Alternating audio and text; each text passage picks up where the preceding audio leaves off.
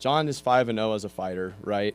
And I remember like all the times like you were fighting over in Alaska and everything. Like I'd be staying up late, like church nights and everything, and like watching it. But okay, dude, this man just won in 18 seconds. Like 18 seconds. So let's talk about this. Well, we got to back this up because what people need to know is that most of his fights don't last more than a round. Yeah.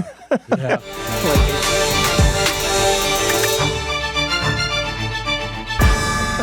Yeah. Like it's crazy watching just the level of dominance that you operate in. So I think before we get into the fights, let's just talk about like, so what does it take, man? What does it take to train? Yeah. You know, how in terms of mindset and perspective, because I think a lot of what you have trained your body, trained your mind to become successful in what you do translates a lot to people that are watching. Yeah.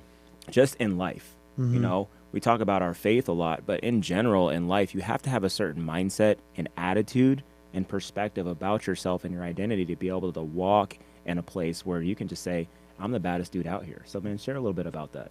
I think I've always had this kind of drive to chase hard things, like things that are like, don't give you instant gratification. Like, you know, if you want like something that gives you instant gratification, you go get a burger or something. Like I've always hated the idea of like instant, like worthless luxury. And I've loved like to like work towards something that's going to like, in a way, like I kind of have to suffer to get through the grind to get to the result. And I feel like fighting does that more than anything else that I've done in my life. And I feel like I love the idea of like, you got a name across from you. It's 12 weeks out from the fight and he's training to like hurt you.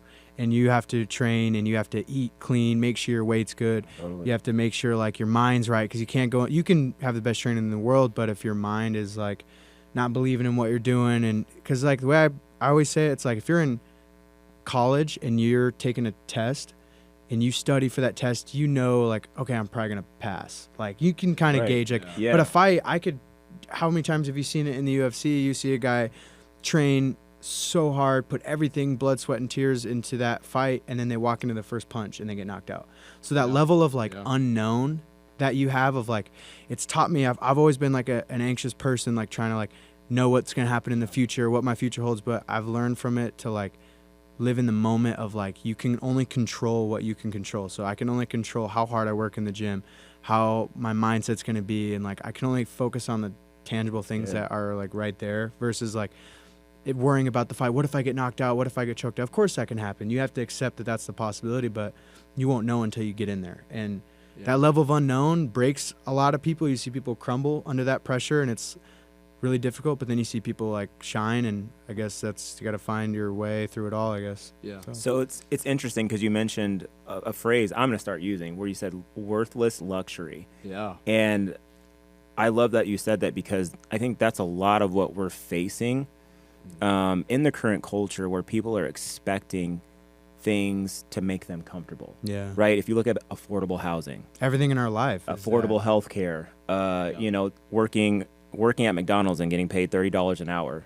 Yeah. Like we just want this life of comfort and instant gratification, but it takes away that growth and development, which you just talked about, of being able to thrive in the unknown. Yeah. So I want to talk about, though, the worthless luxury, because I want to talk about where you live, because I think that's far from comfort. Yeah, we got to.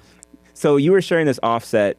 You live somewhere like, I don't know, 20,000 feet in the air. I'm just 10,000. 10,000. Yeah. Okay, that's basically space. Yeah, it's pretty. So 10,000 feet above sea level. Basically, like you've heard of Denver is like the mile high city. Yeah. So that's 5,280 feet. We're almost double that. So Jeez. we're almost 2 miles into the air, essentially, based on sea level. And so it's brutal because like a lot of times you got to build your own fires to keep the house warm. You got to shovel feet of snow. Like we were joking when I first was moving to that house. I talked to like the property manager and she was like, yeah, we don't measure our snow in inches here. We measure our snow in feet. And I was like, oh, that's going to be intense. So it's definitely brutal. I mean, if we literally you get snow all the way into June and it's like, That's like normal. And we thought we had it bad in Nebraska. You It's hit me crazy. up in June and told me that like you were shoveling snow, like 6 feet of snow. 6 inches. Or 6 si- inches. 6 or- inches or of snow. 6 inches. I'm Yeah, tripping. yeah. Yeah, 6 inches. But then it was like 15 degrees outside. The night and overnight, yeah. Yeah. So like in June out in there, June. man. But in Jeez. Denver, like I'd 'cause be you gotta out there, think though. every. I would be out know there. you Yeah, would. I'm a hoodie guy, man. You know that. It kind of depends. Like so, like the way to measure it is like, it's 3.5 to 5 degrees colder every 1,000 feet you go up. So if it's 40 or 50 degrees in Denver, you minus 30 degrees from that. That's the temperature at our house. Oh my gosh. So when you go up. Yeah, it's and you get bears up there, everything. wildlife. Bears, moose, mountain lions, wolves. But you see cool animals, like you see deer and elk, and then you see foxes a lot.